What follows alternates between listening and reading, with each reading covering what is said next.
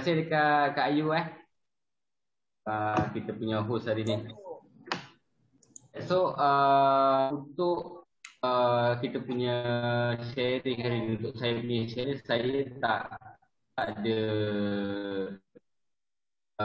apa ni, tak adalah nak share, maksudnya tak ada nak share screen ke apa sebenarnya tahu, sebab saya ingatkan saya just macam macam video apa ni punya meeting, habis meeting lepas tu baru kita buat Q&A macam tu lah. Okey. So saya tak prepare tau. Tapi just hari ni saya just bagi tahu je lah prosedur dia, lepas tu apa dokumen yang dibutuhkan. Sebenarnya apa ni dan yang compulsory. Dan untuk Mm-mm. sekarang kita ada scoring kan. Kalau macam kita hantar dekat bank, bank biasanya akan bagi tahu scoring rating berapa kan. Mm-mm. So saya terangkan yang macam tu je lah Betul ke? Boleh, boleh. Boleh, Sebab boleh. sebab saya tak apa saya ingatkan yang meeting ni macam meeting mingguan tu. And then hujung nanti Ah, Q&A. tak apa, tak apa. Tak apa, mungkin Syafiq boleh explain dulu apakah Mhm. yang diperlukan, macam apakah dia scoring, DSR, and then Vital Secret, dokumentasi apa yang diperlukan kan. Mhm. And then nanti mungkin sebenarnya memang akan ada banyak soalan juga daripada ejen-ejen, daripada konsultan saya yakin. So tak apa, kita boleh teruskan. Okay, boleh. Alright. Alright, so untuk sebab saya daripada CIMB, so saya kenalkan diri dulu lah. So nama saya Amirul Syafiq. So saya Mm-mm. daripada CIMB Section 52 PJ. So saya branch PJ lah. So saya memang buat mortgage. Mm-mm. So saya sebagai advisor lah. So untuk hari ni, sebab apa yang diberitahu oleh Kak Ayu tadi, just macam nak tahu pasal apa dokumen yang diperlukan dan apa semua tu kan. So saya terangkan satu-satu lah. Okay, so yang pertama untuk mortgage documentation. Sebab saya bagi tahu prosedur dulu lah.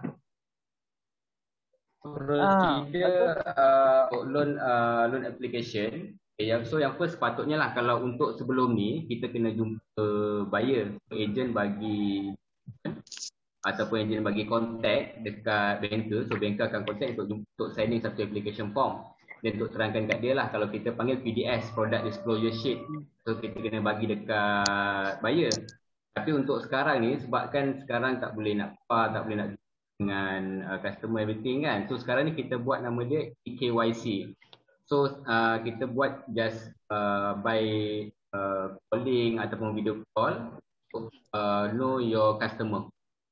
So saya biasanya lah saya akan contact buyer, profile dia orang and then untuk dokumen lah. Tapi biasanya kalau daripada agent dia dah sediakan dokumen tu. So saya just Mm-mm. collect dia orang punya detail. So untuk mortgage, dokumen yang diperlukan sebenarnya untuk employee, tiga dokumen ni dah cukup dah sebenarnya. PPF, payslip dengan bank statement. So ni yang compulsory. Sebab kalau dekat site kita pun, site banker, kalau untuk first application, kita akan hantar tiga ni je. So yang pertama IC lah. IC, PPF, payslip dengan bank statement. So tiga ni je. Macam EA form, lepas tu kalau orang ada apa ni commission everything apa semua tu, kebiasaannya kita tak hantar dulu. Kita akan hantar yang tiga ni dulu. Okay, so yang tiga ni compulsory. So ada tiga ni kita dah boleh submit dah. Untuk kalau joint applicant pun sama. IC, PPF, statement, payslip dengan bank statement. So semua ni nak yang latest 3 month lah. Payslip latest 3 month, bank statement latest 3 month. So yang ni kalau untuk employee. Sebab employee ni dia straightforward. Sebab kalau dia tak bagi payslip pun kita boleh check dekat dia punya EPF. So tiga dokumen ni. Untuk business owner sebenarnya lagi simple. Dia IC, SSM, 6 month bank statement. So tiga ni je sebenarnya kalau untuk business owner lah. Tapi biasanya lah kalau kita hantar kita akan minta sekali dengan income tax statement dia orang. So sama Mm-mm. ada personal tax ataupun dia punya business income tax lah. Lepas tu kalau untuk business owner. Biasanya lah business owner kalau ada secret problem ke ataupun CTOS problem, kita still boleh proceed, tapi dengan syarat dia ada investment ke ataupun dia ada asset yang boleh dicairkan lebih daripada 1M. So yang tu kita tak akan tengok DSR untuk business owner sahaja ya. So business owner dia punya dokumen. Untuk business owner. Okay. Apa dia kan? Tak ada nak tanya business owner tadi apa tak ada DSR? Kalau contohlah business owner, lepas tu dia ada problem dengan DSR, dengan dia punya DSR ataupun dia punya CTOS ataupun dia punya secrets kan, kita still boleh proceed tau. Tapi dia mesti kena ada tunjuk investment ataupun asset yang boleh dicairkan lebih daripada 1M. Kalau ngam-ngam 1M pun kita boleh accept. Sebenarnya kalau kebiasaannya lah 900k dia ada asset ataupun dia ada investment lebih daripada 900k kita dah boleh proceed lah. Tapi yang ni untuk business owner je lah. So saya ulang balik lah untuk employee tadi, dia punya dokumen IC, payslip, bank statement, EA form dengan EPF statement. Business owner, IC, SSM, 6 month bank statement dengan income tax statement. So itu untuk business owner lah, untuk documentation. Tapi kalau katakan kita dah hantar, lepas tu reject, yang tu baru kita akan minta supporting document. Biasaannya lah. Kalau untuk business owner pun sama, employee pun sama. Kalau kebiasaannya kalau yang supporting document ni pun dokumen sama aja. Sama ada dia punya investment ke, tabung haji ke, ataupun kalau dia ada buat sebab sekarang untuk commission dengan kalau commission earner lah contoh kalau kita punya buyer tu contoh bawa Grab ke ataupun apa-apalah yang dia punya income tu based on commission je. Yang itu CMB still terima tapi dia dah kurangkan sikit sekarang, dia akan terima 60% je. So contoh kalau dia punya pendapatan sebulan tu 1,000, so dia akan kira RM100 je lah. So dia 60%.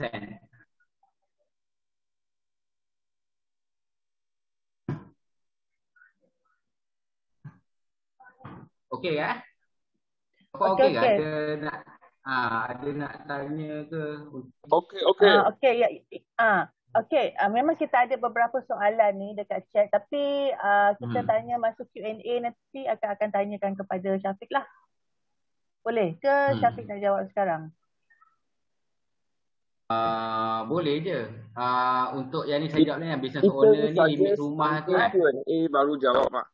Saya rasa Q&A okay, lah nanti kita jawab sekali semua soalan. So siapa ada soalan boleh tulis dekat chat dulu. So nanti kita akan masa Q&A punya session. Syafiq akan jawab semua soalan ni lah. Okay? Saya yakin boleh. Ada banyak soalan. Alright, teruskan Syafiq. Sebab nanti flow Syafiq patah, so lebih baik Syafiq habiskan dululah. Yes, betul. Okay, baik. So tadi kita dah pergi documentation, commission kan. So, untuk commission ini yang tadi saya cakap lah 60%. Tapi kebiasaannya untuk sekarang ni, untuk yang 10PKP ni, commission earner dengan untuk business owner macam payah sikit nak dapat 90%. Sebab dia orang akan kira by scoring pula. So saya nak masuk ke scoring pula lah. So untuk scoring sekarang untuk CIMB ada rating 3 sampai rating 5 tau. So rating 3 sampai rating 5. So kalau rating 3 ni dia akan dapat loan margin 60% ke 70% je. So rating 3 ni yang the lowest lah, lepas tu yang rating 5 ni highest. Then untuk rating 4 dia akan accept 70% ke 80%. Then untuk rating 5 baru 80% ke 100% lah. Lepas tu untuk scoring ni dia based on profile tau. Sebab untuk macam kita orang advisor pun, kita orang tak boleh nak kirakan scoring ni. Kita orang tak tahu nak kirakan macam mana. Sebab dia by system. Bila kita dah hantar ke HQ, baru dia akan balik ke kita balik lah. Dia akan revert ke kita yang customer ni rating berapa. So dia based on profile yang kita tahulah, daripada dia punya DSR, daripada dia punya CTIS ataupun CTOS history, dia punya repayment ability. Repayment ability ni maksudnya komitmen yang dia ada sekarang berapa dengan dia punya pendapatan berapa sekarang.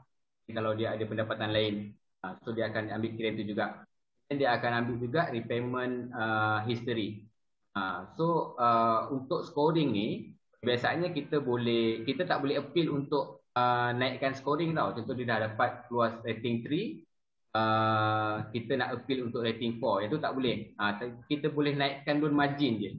Lepas tu kebiasaan untuk sekarang ni pun kita orang kalau yang dapat lah untuk yang approval sekarang, dia naik 10% je. Contoh kalau approval dia 70%, dia akan dapat 80%. So dia tak boleh nak lebih. Sekarang PKP ni banyak term and regulation yang kadang dia orang tukar, kita sendiri banker dia orang tak inform awal tau. Dia dah dapat, bila kita revert balik dekat officer, baru dia explain balik. Sekarang punya regulation macam ni. Yang kadang kita orang pun pening. Untuk scoring ni kan, yang saya cakap ni repayment ability, kebiasaannya kalau macam kita kirakan DSR ni semua tahu kan nak kira DSR macam ni? Tahu. Kita tolak komitmen lah.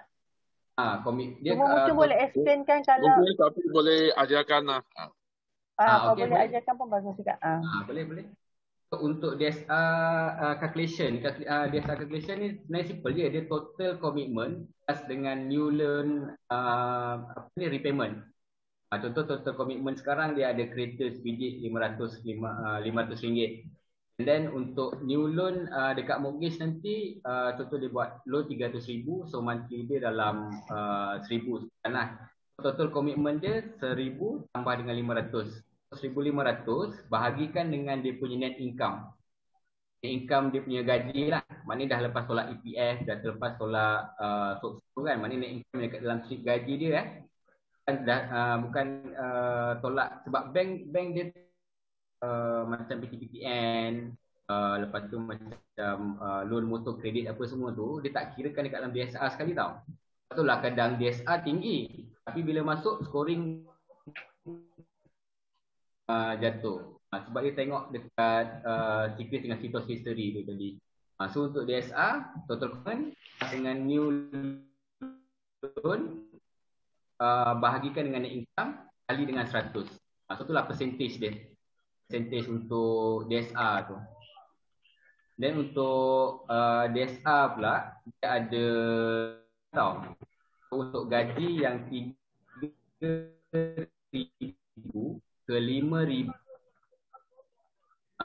So kalau kita dah kirakan DSR tadi, tak lebih boleh proceed.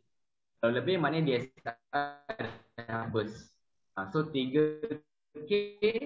3,000. Sorry. Hi. 75%. Sorry, tak clear. Tak clear? Satu ke korangnya? Yang lain clear tak? Line.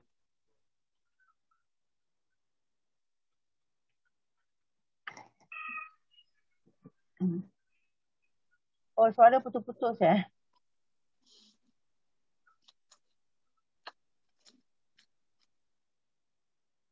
Gambar pun start.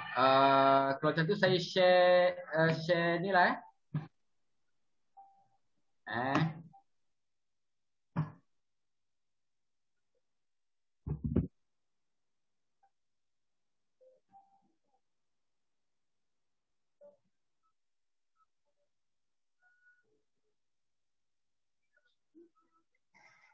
Dekat. Hai guys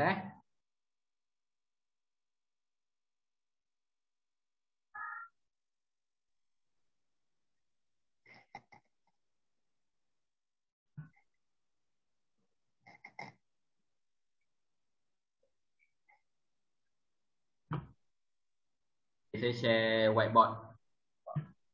Yes. Lagi clear.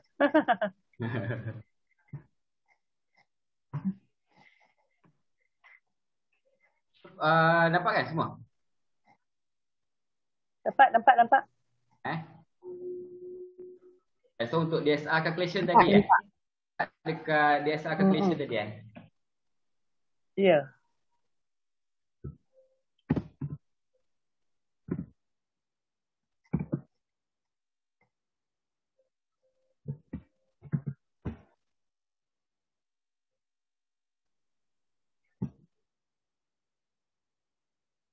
So untuk DSR tadi,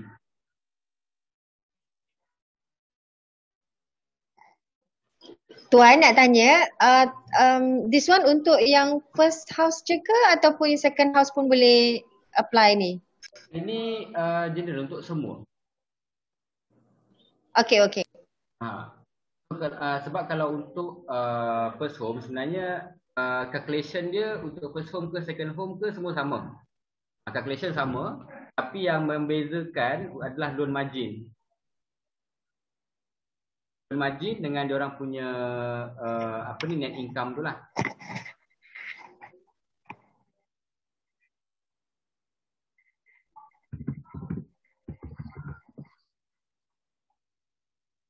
Okay, so untuk DSR, dia adalah total commitment plus dengan new loan dan bahagi dengan net income.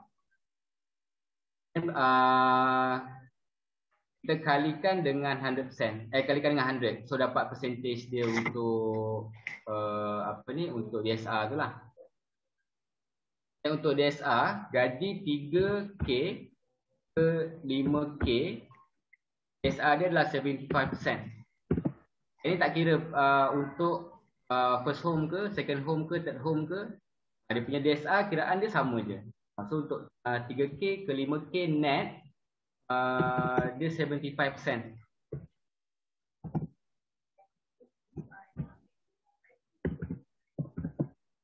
K, 5K, 75%. 5K to 7K.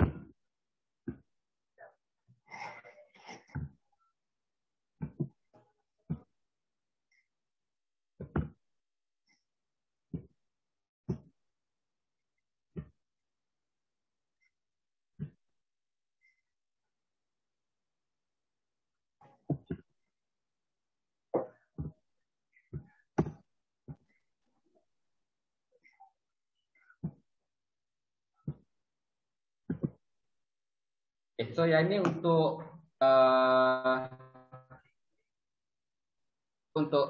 DSR kalau yang gaji net dia 5,000 ke 3,000 ke 5,000, punya DSR tak lebih daripada 75%.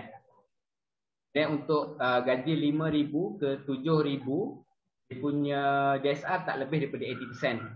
7,000 ke 9,000, DSR dia tak lebih daripada 85%.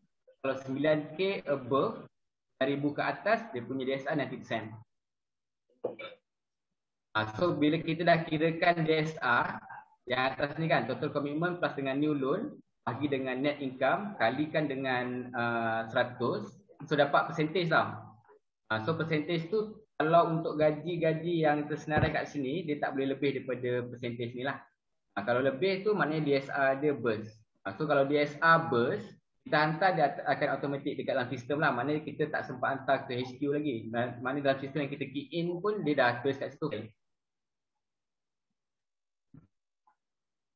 Yang satu lagi untuk secrease ataupun sebab CTOS kita tak boleh nak check tau.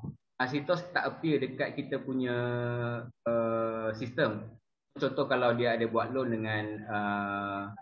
dengan credit service, ataupun dia ada loan dengan company-company yang macam apa, pinjaman apa semua tu, yang tu tak termasuk dekat dalam komitmen dia tau. Kebiasaan kita akan proceed. Sebab yang apa yang kita masuk dekat dalam sistem ni adalah secrecy ataupun kredit yang ada dengan bank, credit card, lepas tu macam PTPTN. Kebiasaan kalau PTPTN ni banyak problem, banyak sangkut dekat PTPTN. So untuk yang PTPTN ni nak tak nak untuk sekarang ni, sebab kita tak boleh nak proceed kalau dia tak settlekan PTPTN dia, sebab dia dah masuk ke dalam secrecy. So PTPTN ni sama ada dia settlekan 100% ataupun dia buat restructure. mana pergi PTPTN, cakap PTPTN nak buat restructure, dia akan tolak daripada ETF macam tu kan. And then daripada surat yang diberikan oleh PTPTN tu, kita dah boleh proceed lah. Maknanya tak payah tunggu kita dekat dalam sikris tu lah.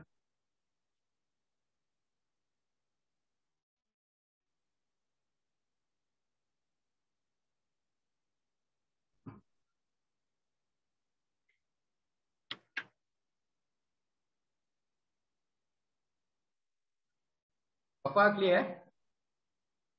Okay, clear. Clear.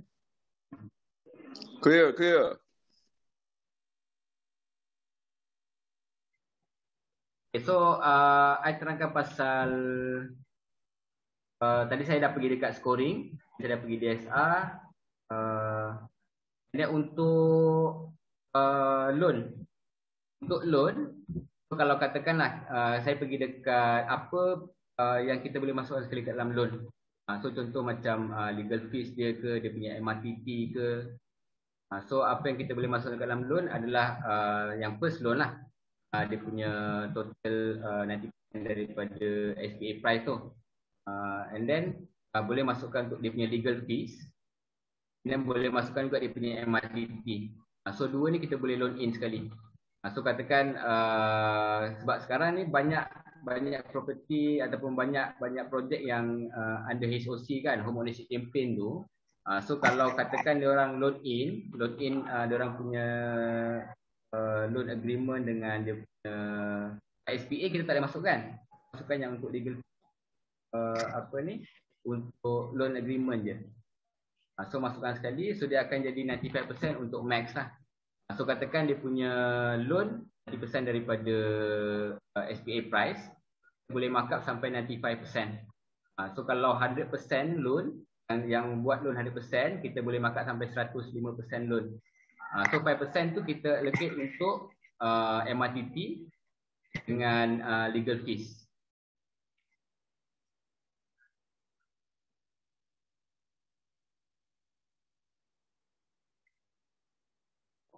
Okay.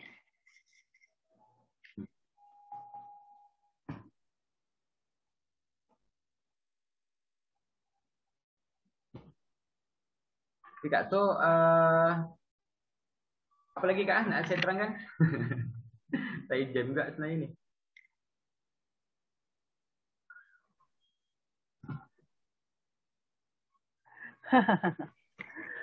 Okay, okay, macam sebenarnya akak tertarik juga dengan yang kata yang ni kan, 75k hingga 5k 75%. So maksud ini adalah margin ni ke apa? Tak, jadi adalah DSR dia. Oh, DSR dia. DSR dia. Oh, DSR. Bila dah kirakan DSR tu tak lebih daripada 75% lah. Untuk kalau dia punya gaji net dia 5,000 kan. So dia tak boleh lebih daripada kalau 1,000%. kata bawah daripada 3k ada chance ke? Ada, boleh. Tapi dia akan kira sama 3K. juga 75% ni. Oh, 75% juga kalau bawah 3k. Oh, okay. Dulu dia untuk gaji yang bawah 3k dia 65% tau. Tapi kalau untuk sekarang ni dia dah naikkan jadi 75%. Sebab sekarang orang lagi ramai beli rumah. Yelah sekarang kan rumah Selangor, Wik apa semua bawah 200. So gaji dia orang pun yang lebih kurang 100. So sekarang dia orang samakan je DSR ni sedikit. Okey, nak tanya, kalau yang macam DSR ni macam mana dengan overtime?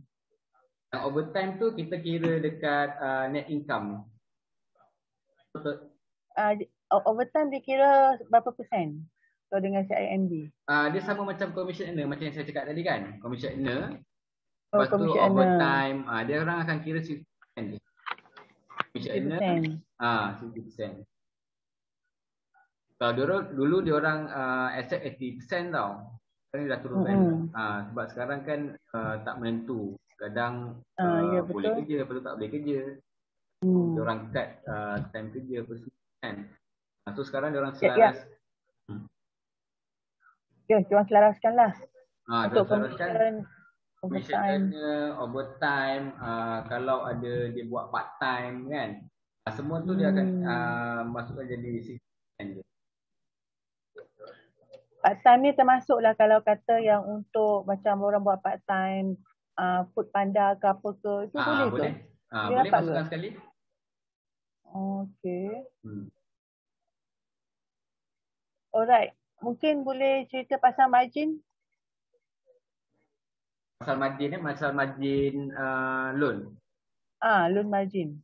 Okay, so untuk loan margin yang boleh dapat 100% daripada SPA price hanya pembeli rumah pertama sahaja.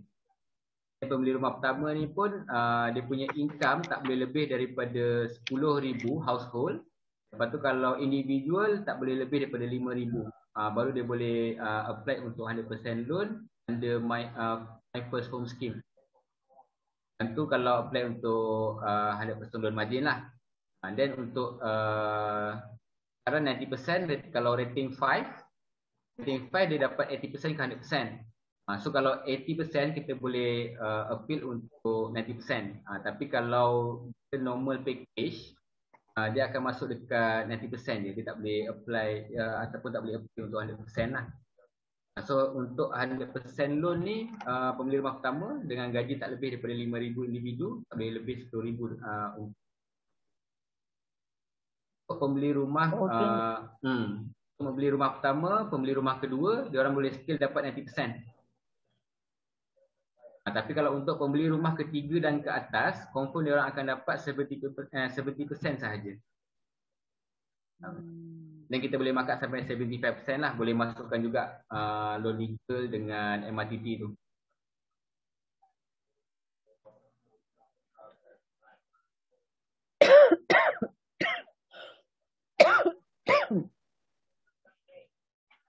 Kiranya CIMB dia adalah yang first home package tu adalah. First home scheme tu ada.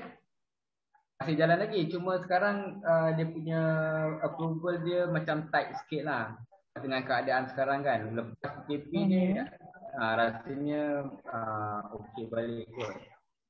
Hopefully lah.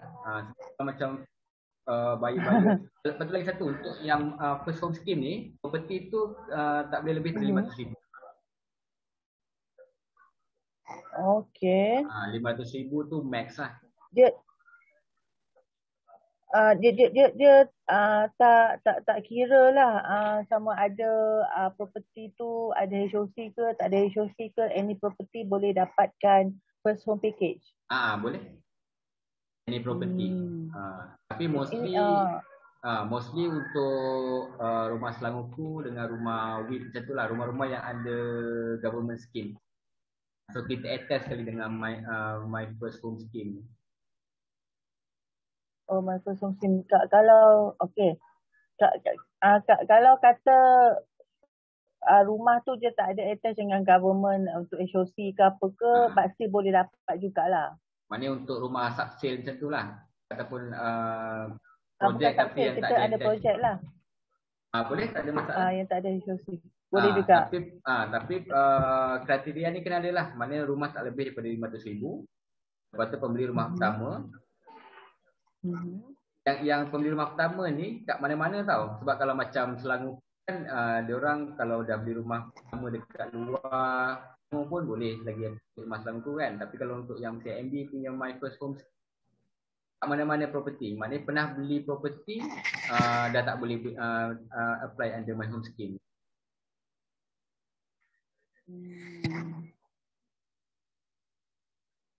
Okay, faham. Alright. Okay. Tadi apa kata tak ada sitos ya, tak ada check sitos ya. Pasal yang apa ni, maknanya boleh first proceed tanpa check sitos ke sitos. Kalau dia burst pun kita still boleh proceed kan. Tapi kalau sampai dekat you punya pegawai, ada tak kemungkinan diorang akan check sitos? Masa untuk approval. Sebab kalau yang untuk yang tak check sitos ni, Yang saya cakap tu dia dah termasuk dekat high net worth income tau.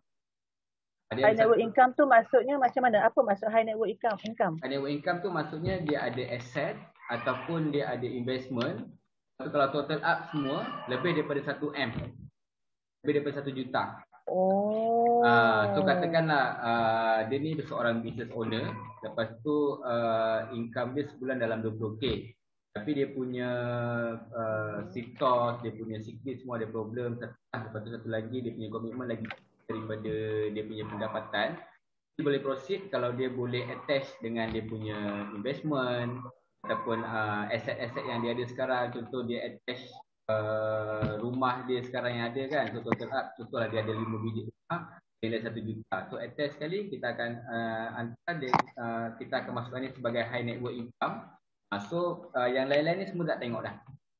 Macam dia punya DSR, dia punya secret, dia punya situs apa semua, yang semua ni kita apa ni, tak kira sebagai dia punya komitmen lah, sebab dia dah ada apa ni, aset yang boleh dicairkan sebanyak 1 juta. So tu termasuk high net worth income. High net worth income ni ada kelebihan dia lah. Kelebihan dia tak bank boleh proceed macam tu je. Dan property. So dia kena ada aset lah untuk high net worth income ni. Betul. Aset ke, investment ke, tabung haji ke. Contoh dia ada apa unit trust kan. Apa-apa investment lah, investment link, aset, semua tu kita boleh accept. Daripada 1 M kita proceed macam tu.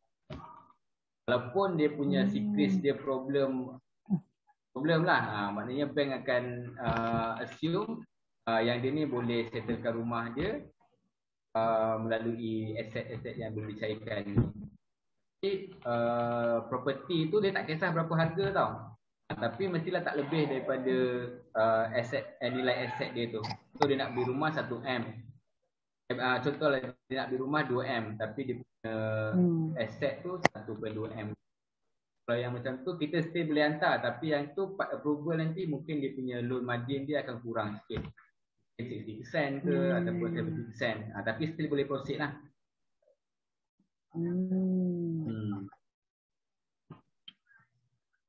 Okay. So okay, teruskanlah. Ada sorry nak tanya tadi. Okay, boleh teruskan. Saya dah boleh open untuk Q&A kot kalau ada siapa-siapa nak tanya. Oh, dah boleh open untuk Q&A. Okay. So kat sini ada beberapa soalan ya yang ditanya. Okay. Owner business ada limit rumah tu harga berapa untuk kenakan 1 mil? Rasa tadi macam dah jawab kot. So property tak kisah berapa harga, boleh tak kisah berapa lah maknanya. Tak ada limit, asalkan dia punya aset tu ada lebih 1 M, kita boleh proceed. And then okay, ada lagi satu soalan. Untuk business owners yang berhad sahaja ke? Enterprise boleh ke? Tak ada masalah. Asalkan dia business owner, asalkan dia ada SSM. Asalkan dia ada apa ni, SSM, so dia boleh attach dia punya apa ni, documentation tu lah untuk asset kan. Boleh proceed je. Kira sama ada dia enterprise ke, sdn berhad ke, ataupun dia sole prop ke pun boleh je.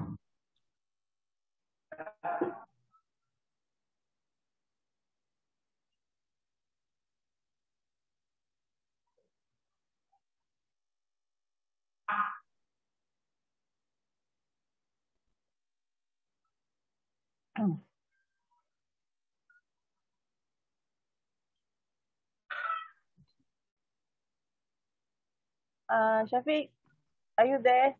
Yep. Okay. Yeah. Alright.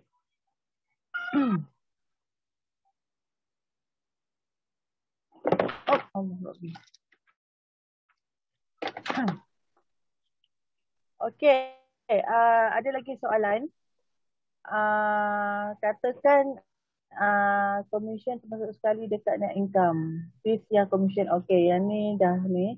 Okey, katakan customer sudah selesai masalah secret dan sudah dapat clearance letter dari bank. Berapa lama customer kena tunggu untuk resubmit loan? Ini soalan daripada Satis.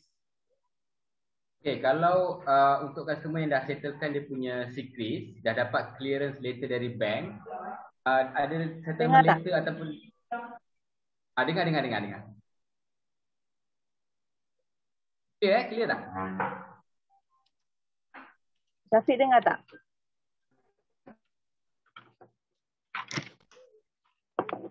Okay, so kalau untuk customer yang dah settlekan dia punya secret, dah buat settlement, dah buat clearance kan, ada letter tu dah boleh attach dah. Dah boleh send dah. So dia tak payah tunggu nak clear dia punya secret dekat dalam record secret tu lah. So maknanya dapat settlement letter dah boleh proceed dah. Sama juga macam PTPTN kan. Sebab biasanya lah untuk sekarang ni problem yang paling common adalah PTPTN dengan hire purchase. Hire purchase ni kereta lah. Sekolah apa loan yang dia dah buat fully settlement ke ataupun dia dah buat restructure ke kan, ada letter tu bagi dekat bank dah. Okey. Yang ni ada tanya untuk joint loan. Macam mana untuk joint loan? Sama ke percentage DSR dia sama ke? DSR dia sama. Kalau macam dekat side bank, dekat kita lah, kita akan combinekan sekali tau. Contoh kalau macam husband and wife, pendapatan dia contoh net income lah. Husband dia 2,000, wife dia 2,000. Kita akan total up jadi 4,000. Lepas tu untuk komitmen tu pun kita akan total up sekali. So kita akan kirakan dia macam jadi satu tau.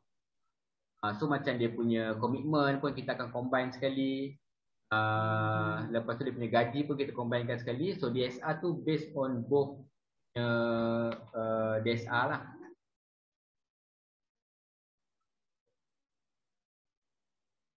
Maksudnya bos buyer punya komitmen tu akan dikira sebagai satu lah. Akan kira sebagai satu. Betul. Kalau macam kita key in dekat dalam sistem, kita akan kita key in 2 kali. Okay, so clear tak? Ini pun daripada Nizam.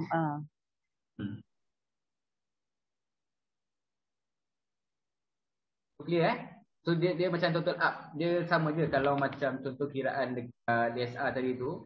Total commitment kira sekali husband and wife apa komitmen dia. And then plus dengan berapa new loan installment nanti. Lepas tu bahagikan dengan total husband and wife punya income net lah. Tolak EPF, so kan total up, lepas tu kalikan dengan satu. So itulah DSR untuk keduanya lah. Kita akan jadikan satu je dekat dalam application nanti. Dia akan total up lah.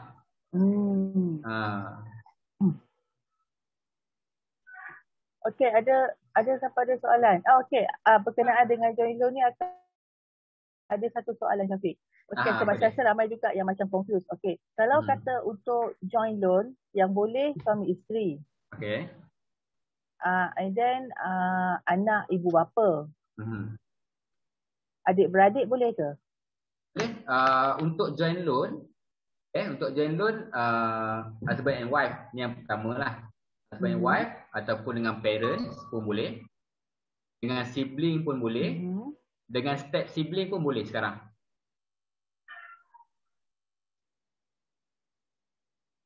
Step sibling ni maksudnya adik tiri, abang tiri kan pun boleh juga. Tapi kita akan minta extra dokumen lah. Dokumen apa ni? Sijil nikah antara mak dia dengan ayah dia kan. Abang tiri pun boleh, adik-beradik tiri? Adik-beradik tiri pun boleh. Oh, okey. Tapi nanti kita akan minta extra dokumen lah, minta sijil nikah mak ayah dia. And then kalau untuk tapi ini macam mana nak cakap, dia by anchor dengan ni lah. Kalau untuk tunang boleh. Sebab sekarang kita tak attach sijil nikah tau untuk joint loan. Kalau katakan dia spouse ke apa kan. Kita tak attach dah sijil nikah apa semua. So kalau katakan kadang kan ada yang diorang baru tunang plan nak kahwin tahun depan tapi dah beli rumah sama kan. So, sekarang dah boleh dah tunang. Oh, tunang sebab, boleh ya? Sebab sekarang CMB dia dah agak lenient sikit lah. Dia dah ringankan sikit. So apa ni? Kalau untuk tunang pun boleh tapi yang tak boleh dia lah. Kalau macam kawan ke tu tak boleh lah. Yang macam yang lain-lain macam yang adik-beradik sendiri boleh. Macam mana pula dengan keluarga angkat? Macam ni adik-beradik ni kayaknya ni seorang ni A ni anak angkat kepada keluarga B ni. So dia nak join loan. Boleh ke? Kalau untuk join? Kalau keluarga join, angkat boleh lah. Keluarga angkat. Tapi dia ada macam sah punya pengangkatan lah. Maksudnya mungkin masa baby ni dulu memang ada JKM punya surat tu whatever tu. Boleh ke dia orang nak join loan? Untuk join loan boleh. Untuk jadi guarantor tak boleh. Pelik tu. Oh, join boleh. Join boleh, jadi guarantor tak boleh? Apa situasi yang membolehkan yang ada yang guarantor, ada yang join loan?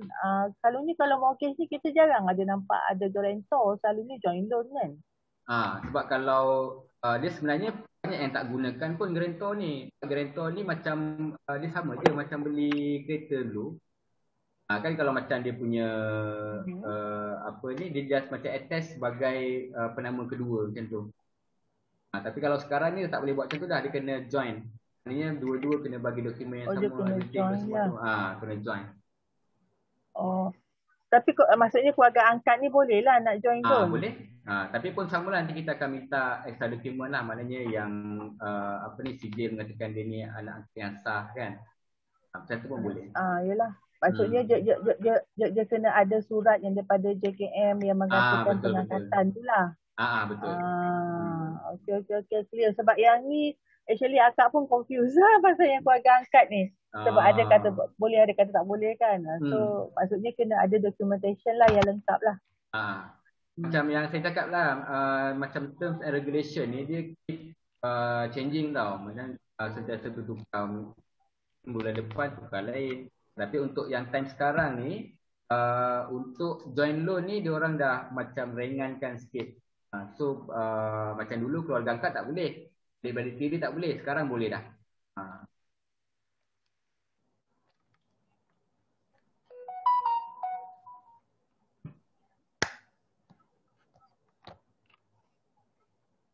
Syafiq, untuk macam industri yang terkesan masa COVID ni macam industri hotel, pelancongan tu, dia masih tak boleh apply lagi ke macam mana? Yang the latest?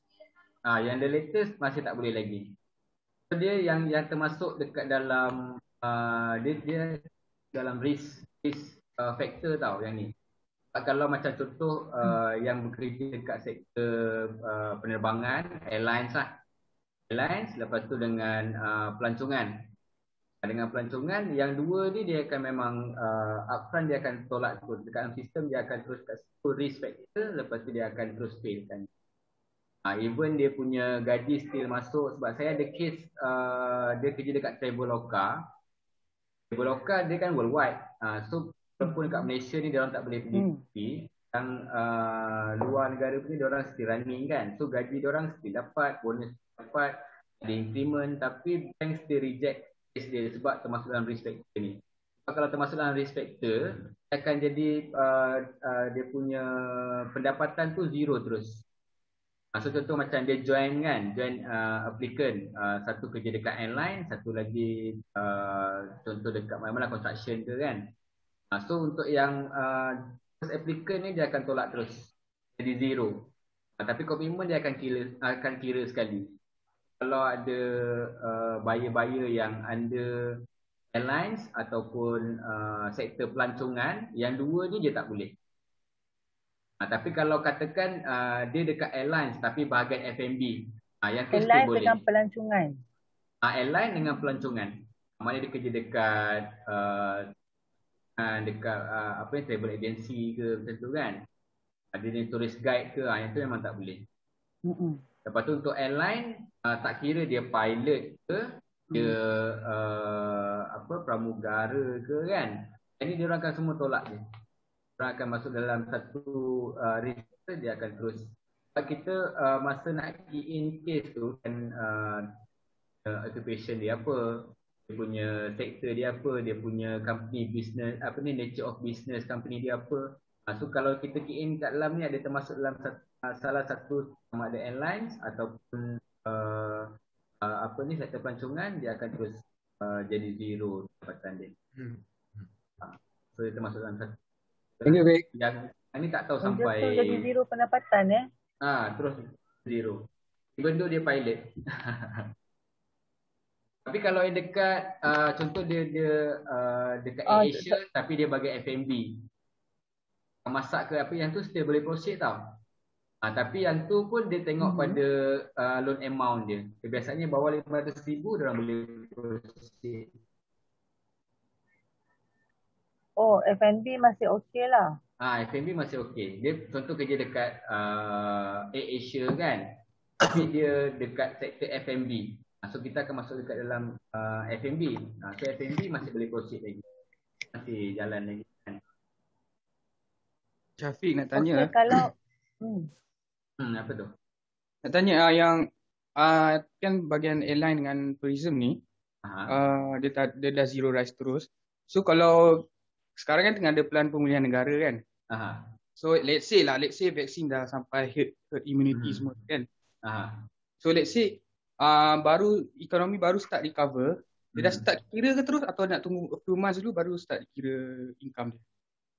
Tak, kita kira daripada macam mana CMB announcement. So kalau dia announce sektor ni dah boleh proceed, kita boleh proceed je. Sebab sekarang ni dekat kita punya sistem untuk key in, untuk application tu je, dia dah block kat situ. Kalau kita masukkan dia kerja dekat bahagian airlines ataupun tourism kan, dia terus block je kat situ. Okey. So tak tahu sampai bila, mungkin sampai habis PKP ni ke, mungkin sampai tak tahulah, tunggu announcement. Kalau yang announce, dia dah announce ni, nanti saya akan bagi tahu respector ni dah boleh proceed. Tapi Cik Syafiq rasa? Tak tahu lagi lah. Rasanya tak tahu, sebab kalau ikutkan yang respector ni daripada last year tau, daripada pertengahan tahun. Untuk yang airlines ni dia orang dah tak accept. Dan awal tahun hari tu baru dia orang tourism ni pula proceed. So tak tahu. Saya cakap lah, sebab dengan keadaan sekarang kan, sentiasa bertukar. Kita pun sentiasa nak kena update dengan HQ. Nak tanya satu lagi. Macam BTBTN kan dia trigger kat Sikris punya rating kan? Betul. Macam MARA punya pelajaran tu, pinjaman pelajaran tu sama jugalah. Kalau dia dah termasuk dekat dalam Sikris, dia dah masuk record dalam Sikris, dah termasuk lah. Selagi dia tak masuk, kita tak kira sebagai dia punya komitmen lah. Untuk CIMB, dia simple tau. Walaupun ada loan dekat luar, dekat MARA ke, dekat mana-mana lah, tapi as long dia tak trigger dekat dalam Sikris record, kita boleh proceed. Sebab macam sekarang ni, untuk yang sekarang ni lah, even Sitos pun kita tak check tau. Check dekat Sikris je. So Sikris kata okay, sistem proceed, kita proceed je. So sebab tu lah kadang dia kata dia ada kan, yang kebiasaannya lah, ada tunggakan dengan telco, bil telefon, lepas tu ada dengan streaming lah, macam yang macam tu lah kan. Lagi dia tak masuk dalam Sikris, kita boleh proceed. Dulu je check kan Sitos. Dulu kalau Sitos dia ada problem, dia akan trigger dekat dalam sistem. Sekarang tak ada, Sitos dia tak check. So tu yang bagus juga. Tu yang saya cakap tadi. Sekarang dia agak lenient sikit daripada dulu. So tu yang sekarang ni lagi satu pun sebab kota daripada CMB ni dia orang tak reduce. Kota untuk end financing tu kan. Dia orang tak reduce. So orang yang memohon dah jadi kurang pula. So tu yang dia kurangkan yang tu, kurangkan yang ni. Banyak pun boleh profit sekarang. Kena sabit dekat CMB semua lah ni. Okey, ni ada satu soalan. Ya? Tak semestinya juga sebab dia lain bank, lain dia punya terms, lain dia punya regulation. Lepas tu part of approval, lain officer, lain juga dia punya result dia. So tu yang bukan tak boleh nak tumpu kat satu bank je. Kena bagi kat semua, tengok mana yang patut compare rate lah. Ya, betul. Sebab kalau ikutkan sekarang CMB ni rate dia agak sikit. Cuma part of approval kita ringan sikit. Kebiasaannya CMB ni accept kes-kes yang bank lain semua tak boleh accept, CMB tiba-tiba. Okey, ni ada satu soalan ni Syafiq. Umur ada kaitan tak dengan DSR? Contohnya yang berumur 50 tahun dah dekat nak dengan pencen. Tak ada. So kalau kata umur dia 50 tahun, so kebiasaannya kalau bank ni dia sampai 70 tahun kan? Betul. Itu dia punya jangka tempoh lah. So maksudnya dia boleh lagi sampai ke beberapa tahun lah. Okey, cuma DSR memang tak ada efek lah ya? Untuk DSR dia tak ada efek. So DSR ni sama je. As long dia akan ikut yang tadi saya cakap tu lah. 75%, 80%, 85% dengan 90%.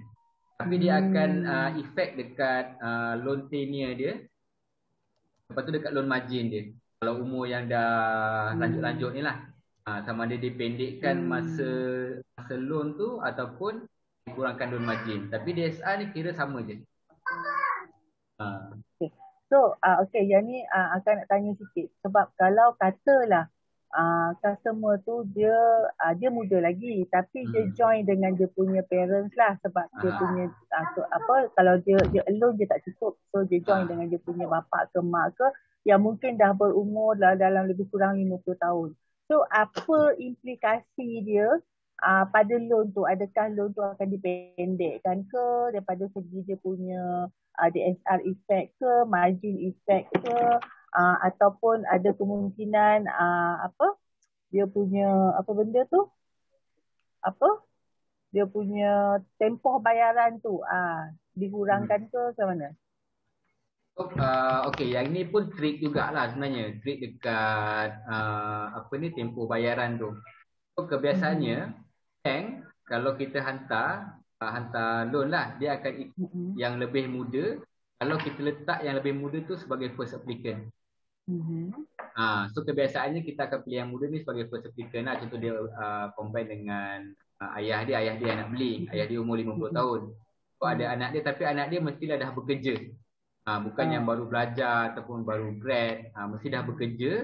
Boleh join loan tapi kita akan letakkan anak ni sebagai first applicant. Bapak dia sebagai second applicant. So dia akan ikut tempoh loan umur anak dia tu. Okey. So dia akan ikut umur anak lah ya. So dia akan ikut umur anak. Akan bagi masa yang lebih panjang lah. Kan?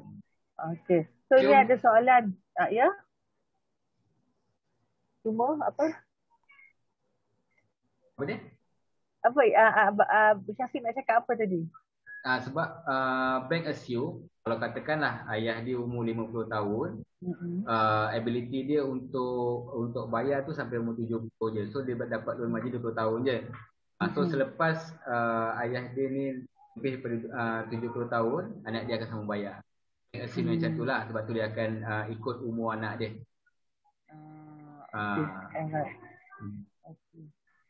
So, yang ni ada soalan daripada Ethan. Kalau pelanggan tak dapat loan sekarang, komitmen tinggi atau DSR burst, apa nasihat yang boleh diberi kepada pelanggan untuk approvekan loan pada masa akan datang? Okey. Kalau yang macam ni kan, kalau pelanggan tak dapat loan sekarang, komitmen tinggi, DSR burst, katalah dia ada planning untuk settlekan dia punya loan dalam masa terdekat. So settlekan, dia kena tunggu sampai komitmen dia ataupun dia punya secret record tu settle lah.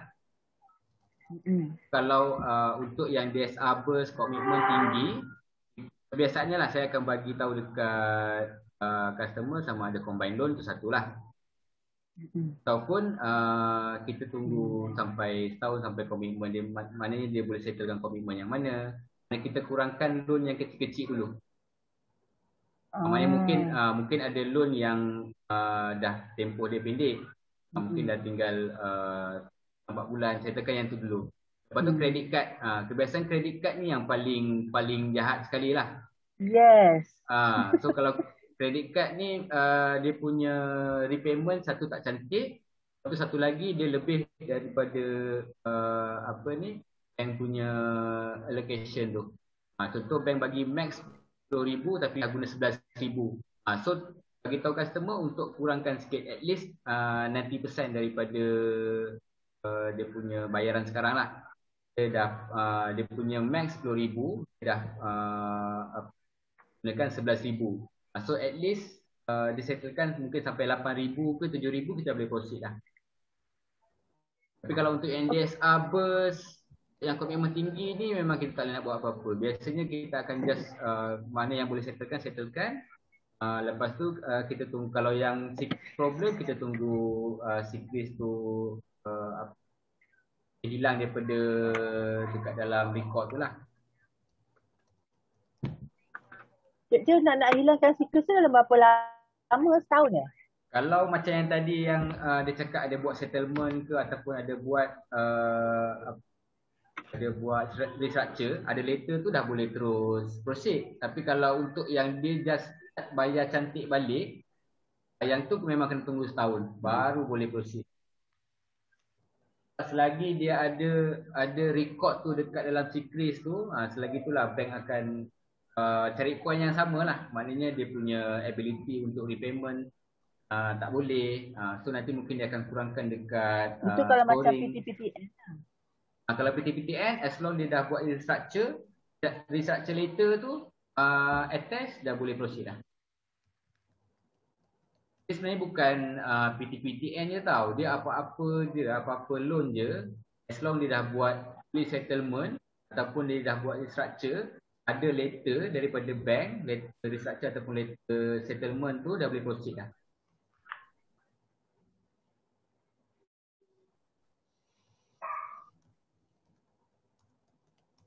Customer boleh exclude MRTA. MRTA untuk kurangkan loan margin, untuk lebihkan loan margin, boleh? Dia sebab okay, kalau untuk MRTA dengan legal fees, orang tak termasuk dekat dalam loan margin tau.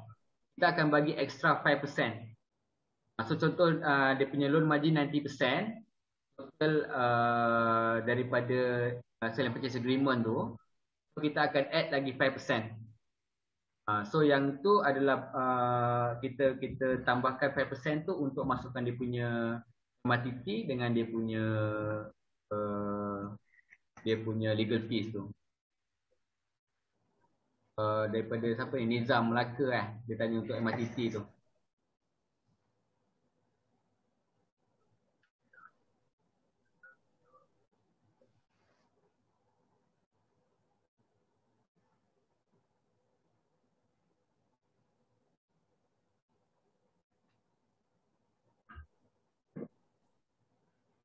Ada soalan lain tak? Agak.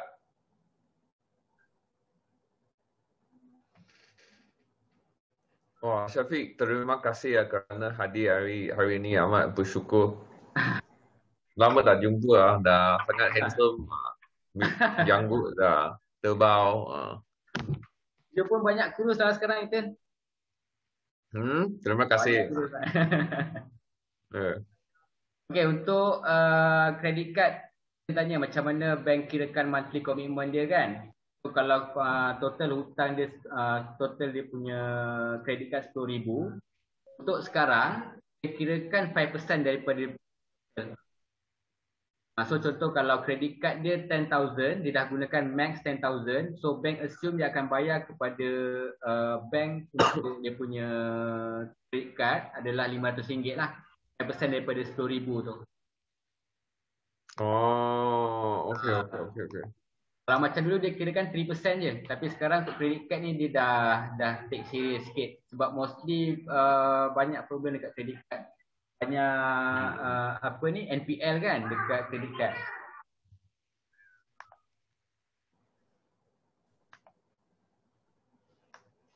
So next, apa cara untuk tambahkan income pelanggan dan rendahkan DSR dan suruh pelanggan untuk dapatkan slip bonus dan commission yang extra untuk tinggikan income. Ya, boleh juga. So yang ni pun trik jugalah. So katakanlah dia punya DSR tinggi tapi tak tinggi yang sangat tinggi lah maksudnya. Ataupun dia punya komitmen tinggi. So nak rendahkan dia punya nak balancekan dia punya komitmen, dia punya monthly komitmen dengan dia punya income. So boleh dapatkan slip commission ataupun dia punya bonus. Kalau bonus dia akan kira 100% tau. So kita akan bahagikan dengan 12. So itulah pendapatan dia untuk kita tambahkan dekat income. Tapi untuk commission, untuk OT sekarang dia akan kira 60% je.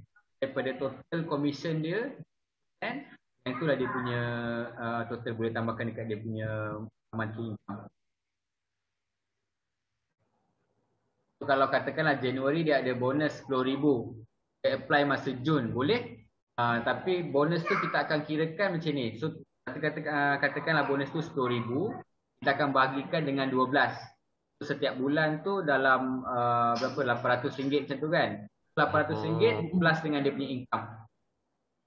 So income contoh RM4,000 plus dengan yang so kena divide by 12 bulan. Ya betul. 12. Okay. So yang berapa kita dapat tu, yang tu addkan dengan dia punya income.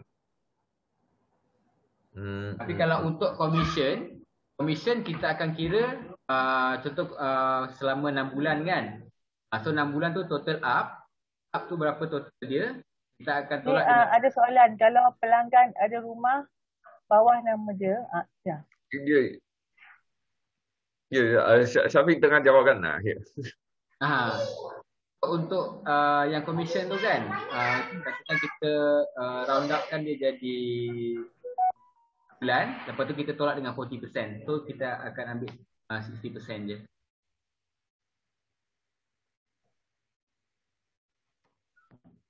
Tadi apa Kak Ayu? Tenancy agreement pasal tenancy agreement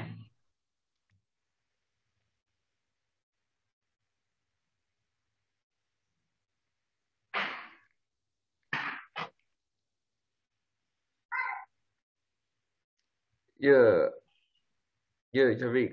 Kalau pelanggan kan ada rumah bawah nama dia boleh buat macam tenancy agreement untuk naikkan income dia tak? Boleh.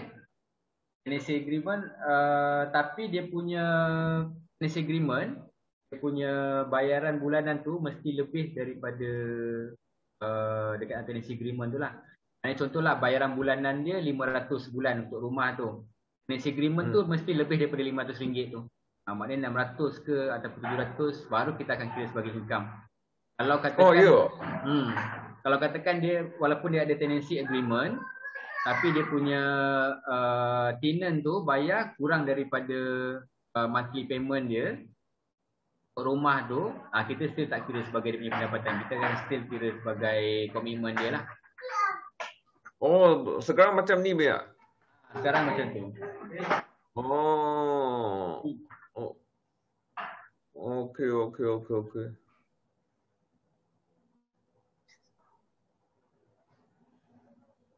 Sebab yang ni baru je tau kita. Masa bulan 3 hari tu baru dia buat yang macam ni lah untuk tenancy agreement. Ni kalau katakanlah kalau katakan dia pembeli rumah ketiga lah, dia dah ada 2 biji rumah yang ada tenancy agreement. Lepas tu dia ada yang ni pembelian untuk rumah ketiga dia. Dia combine dengan contoh wife dia untuk pembeli rumah pertama, still dia akan dapat 70% dia punya loan margin dia.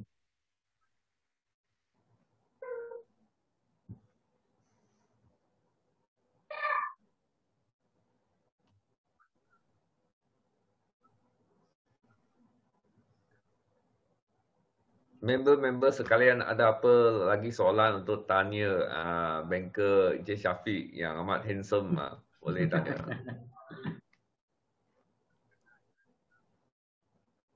Okey, ada apa soalan lagi tak? Soalan dia. Tuan, kalau dia ada credit card, dan dia tak guna, itu dia ada masuk juga tak untuk calculation dia, EDSR dia? Dia ada 2 ke 3 kad ke, tapi dia langsung tak guna lah. Kalau dia langsung tak guna, kita tak kira. Tak kira lah. Komitmen. Oh, dan kalau dia credit limit 10,000, tapi dia guna 1,000 saja, so dia akan ambil 5% dari 1,000 tu ke, atau daripada total 10,000? Betul, sama juga. Daripada 1,000 tu yang dia guna tu, kita kira 5% je. Oh, dia kira berapa yang dia dah guna lah. Betul. Lagi satu, ada jugalah orang macam pasal apa, letak emas dekat Aranu kan, ada secret kan, yang itu ada efek juga tak untuk dari segi pandangan bank? Yang itu tak ada masuk dekat dalam secret. Sebab dia ada Aranu yang under bank kan, macam bank rakyat semua. Dia ada, actually bila kita print secret report, dia ada show, ada pound broking ke apa kan. Tapi yang itu bank tak buat calculation lah. Yang tu tak masuk calculation. Sebab yang itu dia termasuk dekat dalam kalau dekat dalam sistem bank lah, dia masuk dekat dalam ada term loan everything apa macam tu lah. Yang tu dia akan kira macam sitos juga. Yang tu dia tak kira. Sebab yang tu dia assume kalau katakan emas tu boleh dicairkan, still dia punya apa ni. Pada yang tu kan phone mortgage tu lah, kalau tak silap saya lah. Dia gadai janji juga kan dengan bank. Kalau katakan dia tak bayar apa ni, dekat Aranu dia tak bayar amount yang sepatutnya tu, so Aranu akan jual emas tu, so dia punya apa ni, komitmen tu maknanya habis macam tu lah, betul tak? Sorry, pawn broking kalau tak silap saya. Betul tuan. Jadi dia tak ada isu lah. Means kalau dia nak apply mortgage loan, dia tak perlulah nak pergi tebus ke apa, sebenarnya tak ada kena-mengena lah. Tak ada kena-mengena. Okay.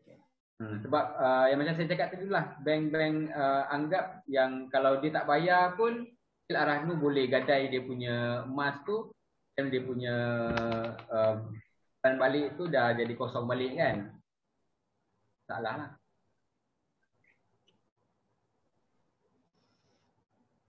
Sebab Aranu ni dia kira dia cagar kan. Dia akan cagar dia punya emas, betul tak? Dia cagar dia punya emas.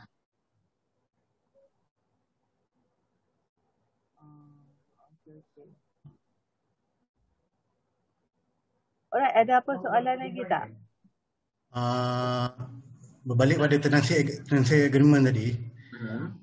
Contohlah kalau dia sewa rumah orang lain, lepas tu dia buat sublet, adakah boleh buat sebagai income tambahan? Boleh. As long dia punya bayaran tu straight ke account buyer tu lah. Sebab kalau macam itu kita akan minta dia punya proof lah, maknanya dia masuk dekat bank mana. So yang tu nanti kita akan remark dekat situ. Itu boleh juga. Maknanya yang ni buat sublet lah Ya. Boleh. So maknanya dia kena lebih daripada harga yang dia sewa dengan owner. Betul. Tapi biasanya kalau sublet ni mesti dia akan lebih kan. Ya, biasa lebih. Yang ini kalau untuk yang case macam ni, dia akan kira 100% tau. Dia income tu. Contoh kalau macam dia sewa dekat orang tu RM500, sewakan balik RM700. So dia akan kira 100% tu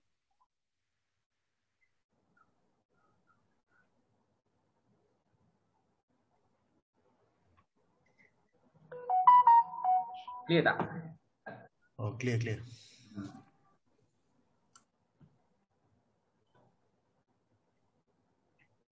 Okay, any question lagi?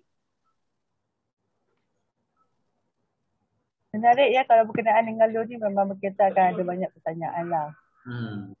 Tapi kalau next nanti bolehlah straight terus ke saya kalau ada apa-apa soalan kan. Sebab untuk malam ni sorry sangat-sangat guys sebab saya tak prepare sangat sebab saya ingatkan saya just di-invite untuk sharing yang macam dah buat weekly punya meeting dan kat ujung nanti korang just macam jawab je kan. So tu yang tak prepare apa-apa sangat. Sorry Ethan.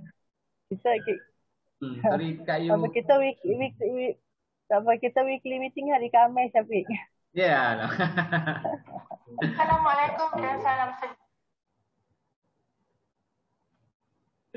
Siapa pula tu? Assalamualaikum dan salam sejahtera tu.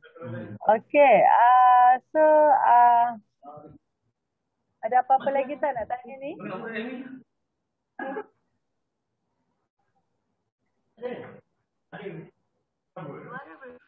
Any question?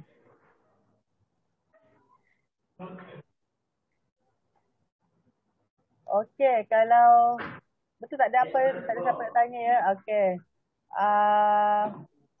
Saya nak ucapkan terima kasihlah kepada Syafiq, kepada Syafiq ya sebab sudi untuk share hari ni. Okay, untuk bagi training yang sangat informatif berkenaan dengan loan.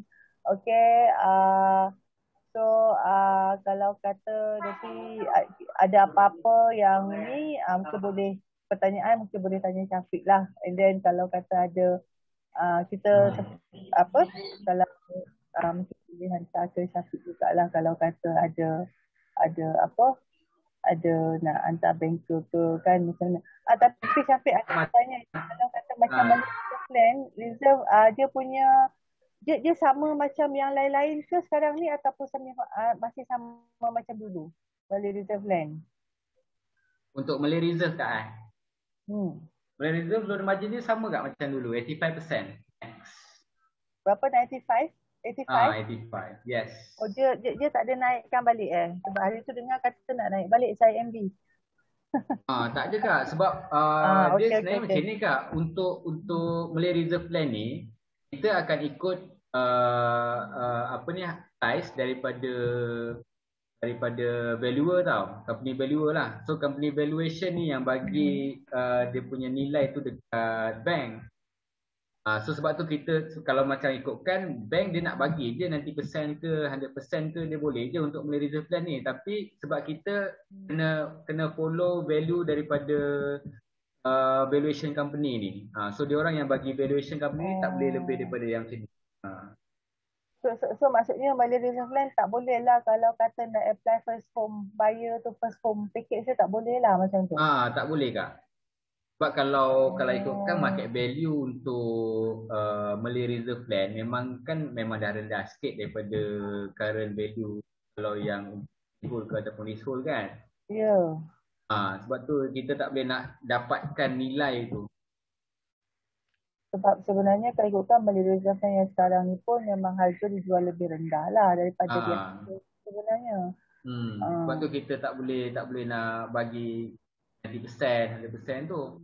Kecuali kalau untuk developer tu memang dia dah markup lebih kan. Yang tu untuk yang projek sebab kita tak follow valuation company. So katakanlah harga rumah tu 100,000 kan. Value kalau untuk subsale kat situ 90,000 je. Tapi kita still akan harga daripada developer sebab developer ni kan dia harga dia harga untuk 3 years kan.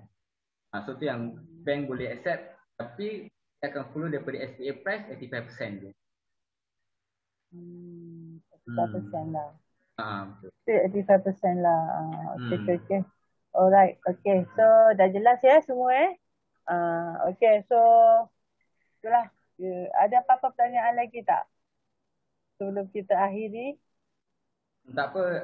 Sebab kalau untuk pertanyaan-pertanyaan yang pasal technical part apa semua ni dia kena ada case tengah buat kan. So Tak kisah, bila-bila masa you boleh je WhatsApp kalau ada apa-apa soalan ke nak tanya kan.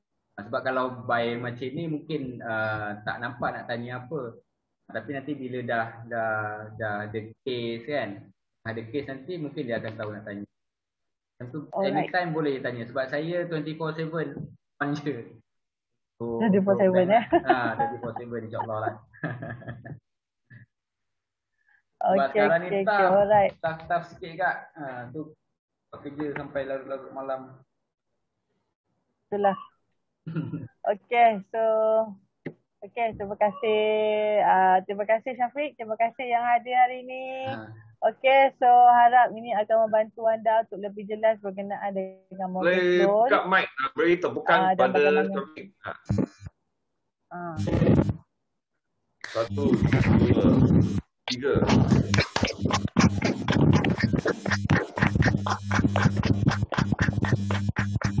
Okay, thank you Syafiq, thank you. Thank you juga dekat kita punya team leader intern dekat Kak Ayu dengan you guys yang join hari ni. Semoga bermanfaat untuk semua. Kalau ada apa-apa nak tanya next time nanti boleh je terus PM saya.